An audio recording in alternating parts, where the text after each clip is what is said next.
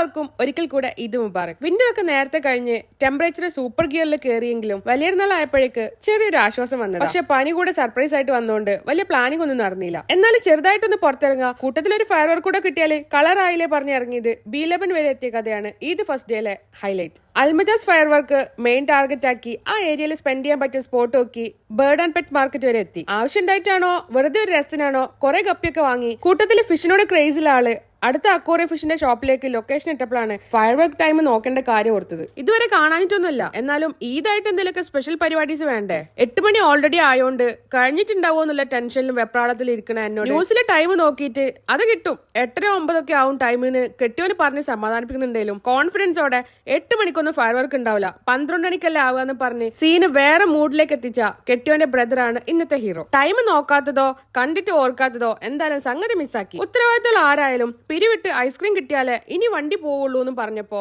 സംഗതി കിട്ടി. ചെറുതായിട്ടല്ല, B11 ആയിട്ട് തന്നെ. അല്ലെങ്കിലും ന്യൂ ഇയർ ഫയർ വർക്ക് പോലല്ല ഈദ് ഫയർ വർക്കിന്റെ ടൈം എന്ന് ഓർക്കാന് ചെലവിത്തിരി റിച്ച് ആയിട്ട് ഇരിക്കട്ടെ അല്ലേ.